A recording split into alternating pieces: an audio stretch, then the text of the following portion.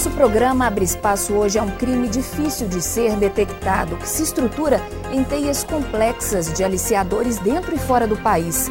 Estamos falando do tráfico de pessoas, que muita gente ainda acha que é coisa de novela, porque foi enredo de Salve Jorge, da Rede Globo, lembram?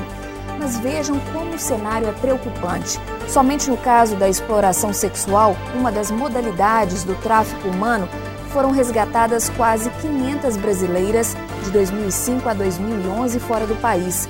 Gente aliciada com falsas promessas e mantida em regime de escravidão em bordéis, especialmente na Europa. O programa vai falar dessas e outras vítimas do tráfico humano, das ações de defesa social para identificar aliciadores e de medidas necessárias para proteger as pessoas no estado durante a Copa do Mundo.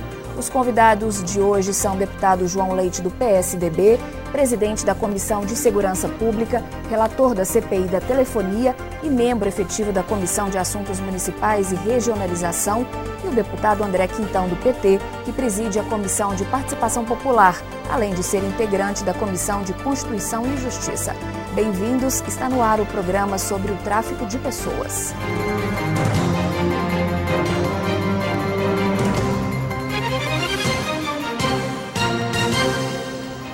Na abertura do programa, nós citamos o número de mulheres resgatadas fora do país, onde eram mantidas em esquemas do tráfico humano. Mas os especialistas alertam que o registro desses casos é deficitário, porque uma das características desse crime é exatamente a invisibilidade das vítimas. Além disso, a negação, uma dificuldade delas se reconhecerem como vítimas. A responsável pelo programa de enfrentamento ao tráfico de pessoas do governo estadual concedeu uma entrevista à TV Assembleia. Vamos aproveitar o trecho com explicações sobre a caracterização e as modalidades do crime. A gente adota no Brasil uma convenção internacional chamada Protocolo de Palermo, da ONU, em que 147 países são signatários, e o Brasil vai dizer que para ser tráfico de pessoas é preciso 3 principais elementos: o ato, o meio e o fim. O ato é aquele mecanismo de agenciamento, o aliciamento, o como, que é o meio, é a forma como ele agencia e alicia essas pessoas, que é a modalidade de transporte ou mesmo de promessa, enfim. E a finalidade, ela é sempre a exploração. A gente tem a exploração sexual da prostituição, a exploração sexual de meninas e meninos e também meninos e meninas, crianças e adolescentes, a exploração para fins laborais, para situações análogas à de escravo, para remoção de órgãos e para adoção ilegal. Senhores, muito bem-vindos ao nosso programa. Diante de situações tão graves como foram descritas aí durante esse início do programa, fica a impressão de que o Brasil está muito atrasado em relação a essa discussão. A gente tem pouco tempo que foi criado um comitê de enfrentamento em Minas Gerais, também no nosso país a Política Nacional de Enfrentamento é recente. O que os senhores acham dessa situação? André Quintão primeiro, né? Primeiro, cumprimentar o deputado João Leite, a Natália, os telespectadores que acompanham a TV Assembleia. É um tema que surgiu no debate para o país, principalmente, como foi relatado aqui, através de episódios da novela Salve Jorge.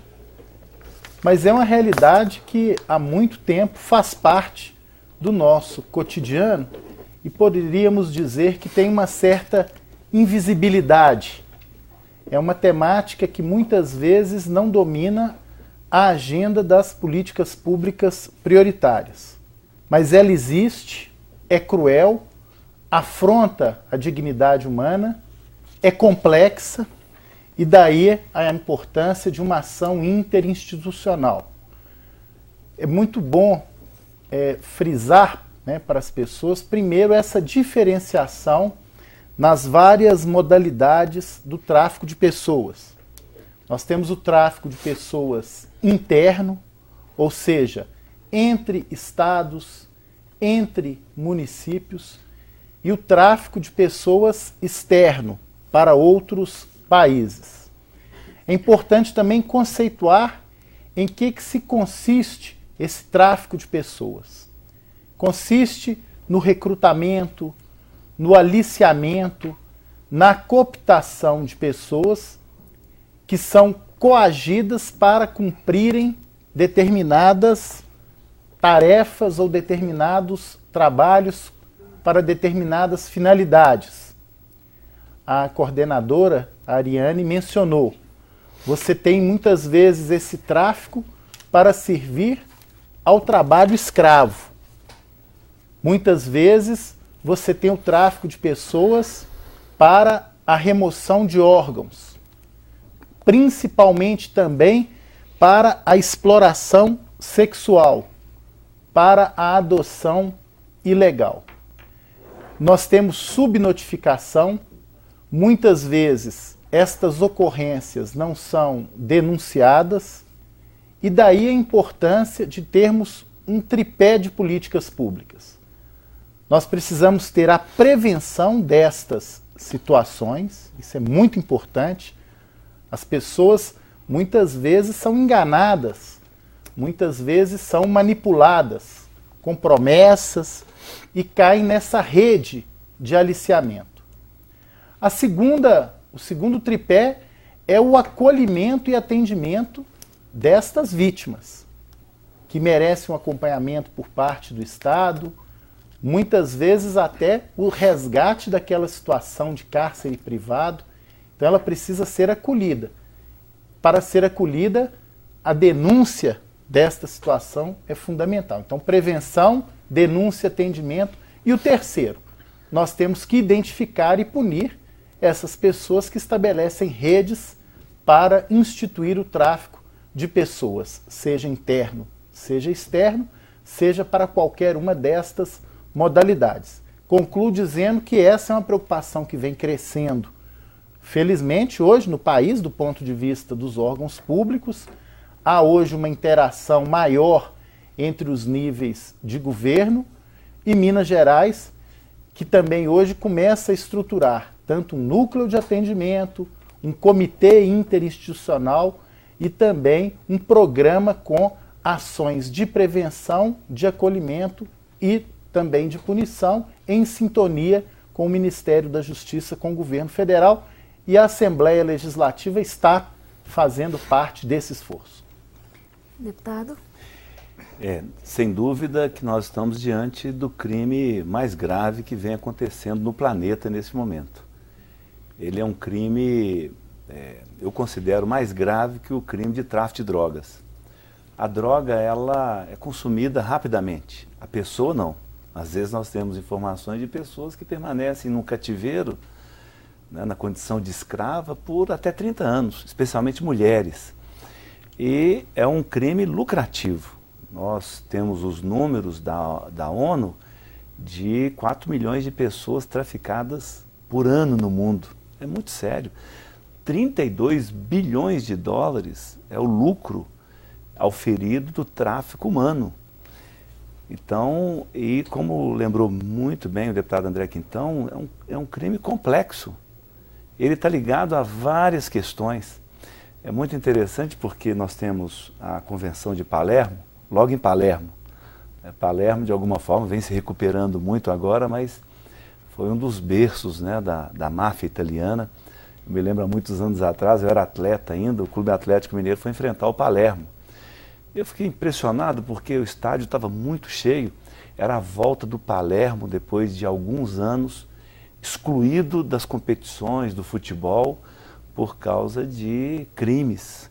O próprio clube se envolveu em muitos crimes e a cidade também sofria por conta daquilo. Mas foi justamente em Palermo que o Brasil se tornou signatário, né, dessa Carta Mundial, dessa convenção para enfrentar o tráfico de pessoas.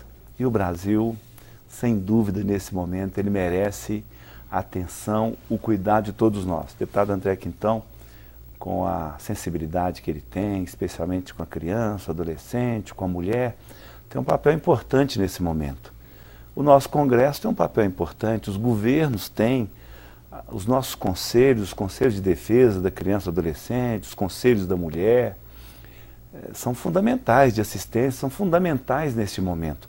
Nós não temos capilaridade e não temos autoridades suficientes para enfrentar este crime. Imaginem que, vocês falaram muito sobre a novela e para mim é uma novidade, né? Eu não acompanhei e não sabia que a novela tratou desse tema. O que me chamou muita atenção, André e Natália e telespectador, para a questão do tráfico, foram as Copas do Mundo. A Copa do Mundo da Alemanha, ela produziu 40 mil pessoas traficadas durante o evento. É algo assim, da maior gravidade. E aí veio a Copa do Mundo da África do Sul, 150 mil pessoas traficadas. E aí, lamentavelmente, André, com uma conivência da FIFA. Havia um medo daqueles que estariam na Copa do Mundo, e agora eu tenho recebido muitas informações da África do Sul, por parte de uma representante da ONU, ela está mandando documentos para mim do que aconteceu na África do Sul.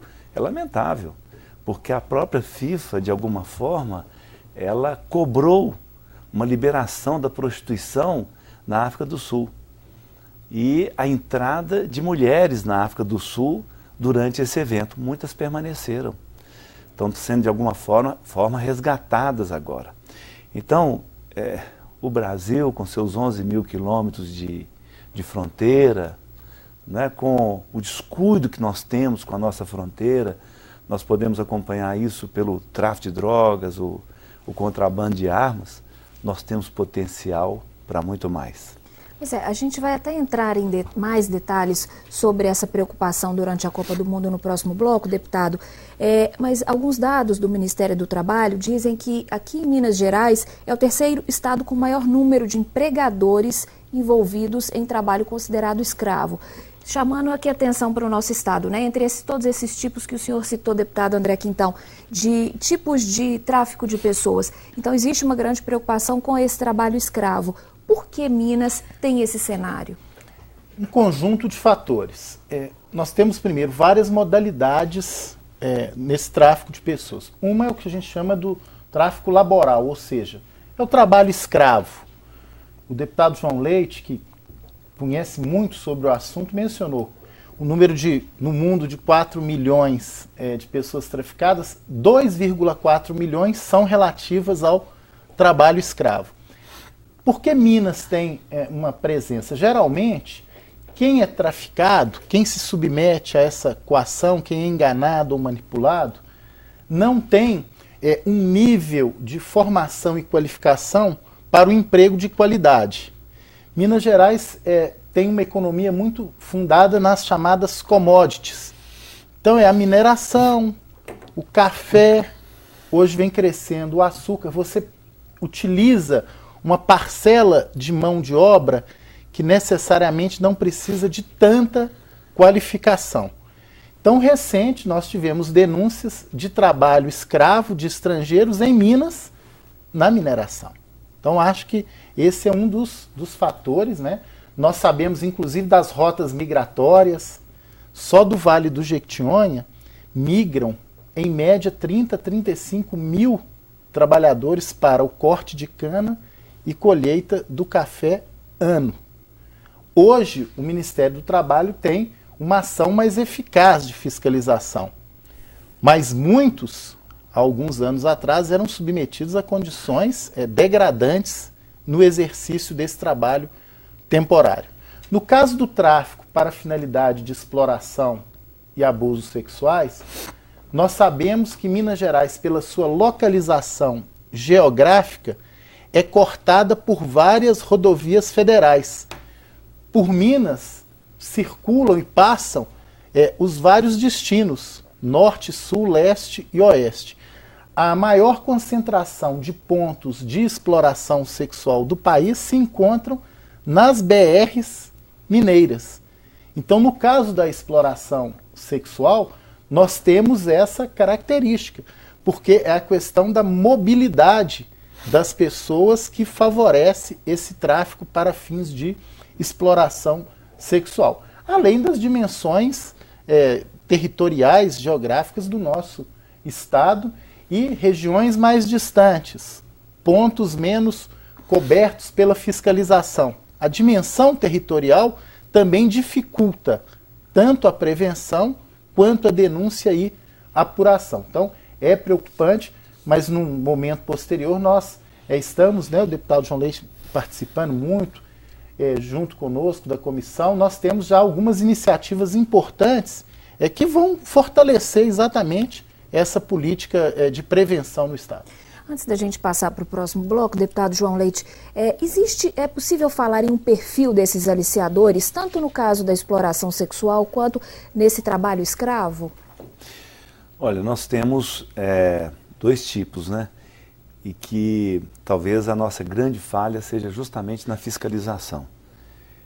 Nós temos um arranjo internacional em relação à questão do tráfico, que é a Interpol. A Interpol é o principal recurso, né, que nós temos para conhecer essas pessoas, o perfil dessas pessoas. Todos podem entrar, inclusive, no site da Interpol, que é interpol.int. Há semanas aí eu recebi a delegada federal, doutora Fátima Bassol, que é a responsável pela Interpol em Minas Gerais. E a coisa é tão grave que ela relatava para nós que, recentemente, a Interpol dos Estados Unidos tem uma relação diferente com os crimes sexuais. Os pedófilos têm um tratamento diferente. Ele cumpre a pena dele, mas ele está marcado. O veículo dele tem uma marca, a polícia o monitora a saída dele dos Estados Unidos, a Interpol informa para onde ele está indo, e recentemente veio um dos Estados Unidos, desembarcou em Brasília, e o destino dele era Minas Gerais. Mas como a migração dele se deu em Brasília, ele apanhou um voo doméstico para Minas Gerais e desceu em Confins sem nenhuma fiscalização. Ele está por aí, né? Ele é um pedófilo, ele está ligado a uma rede nos Estados Unidos. Então vejam como que é procurar uma agulha num palheiro, né? É muito difícil, por isso, no final, eu quero até fazer uma proposta para trabalhar essa questão. Então, o perfil, infelizmente, no Brasil, nós precisamos avançar em algumas coisas. Pessoas que fazem parte de organização que exploram crianças, exploram mulheres, tem que ter um tratamento diferenciado. Tem que ter um acompanhamento, uma fiscalização diferenciada. Quem agencia trabalhadores para trabalho análogo a trabalho escravo, tem que ser acompanhado, tem que ser fiscalizado. Nós temos que ter posições mais duras em relação a essa questão. Muitos são conhecidos, os gatos são conhecidos, né? André pode, pela experiência dele no Vale de Jequitinhonha, né? A liderança dele no Vale de Jequitinhonha, ele vai poder dizer quem é que vai lá para buscar essas pessoas para apanho do café, para o corte da cana, né? Que é uma atividade terrível, né? Ela é um sacrifício muito forte para o trabalhador. Então nós precisamos de mais fiscalização. Essa fiscalização, recentemente, teve um golpe muito duro, né? Que é essa questão de Onaí, né? Que vem se arrastando, né? Nós não temos uma punição, né? Para dar até aos nossos fiscais do trabalho um apoio. Até hoje a justiça vai enrolando essa coisa, nós não temos a punição imediata desse tipo de crime e não temos uma proteção aos nossos fiscais, a esse servidor público que está lá na ponta para impedir que aconteça esse tráfico humano e o trabalho escravo. O deputado João Leite, esse é um ponto, que é aquele terceiro ponto, né? Prevenção, acolhimento e punição. Esse é um fato grave. Quer dizer, a fiscalização, ao exercer seu papel, é impedida, inclusive com morte de seres humanos, e nada aconteceu até hoje. Você pega a área de exploração sexual de crianças e adolescentes, você não tem uma vara especializada para julgar os crimes cometidos contra crianças e adolescentes. Então, você tem um represamento de 4, 5 mil processos. Então, os aliciadores, os exploradores, os pedófilos, eles estão por aí. No caso do tráfico de mulheres, que na exploração sexual, principalmente mulheres, há uma tática que os dados incipientes revelam. Geralmente, quem comanda o aliciamento são mulheres. Então, quem faz o primeiro contato, quem traz para a rede. O exercício da coerção, principalmente da violência física, aí já são homens. No caso da novela, Inclusive, foi exatamente isso revelado. É uma associação onde o primeiro contato é feito geralmente por mulheres, né? E no Brasil, existem algumas famosas, né, que fazem esse trabalho, inclusive em Brasília. Então, é uma temática que precisa ser enfrentada. O deputado João Leite tem toda a razão. Nós temos que apertar a investigação, a inteligência, porque são redes internacionais, e os mecanismos internos de punição, inclusive legais, Natália. Porque muitas vezes a lei prevê para um determinado tipo, uma determinada modalidade, a pena, para outra não. A gente vai falar um pouquinho então mais sobre isso no próximo bloco. A gente espera por você. Até já.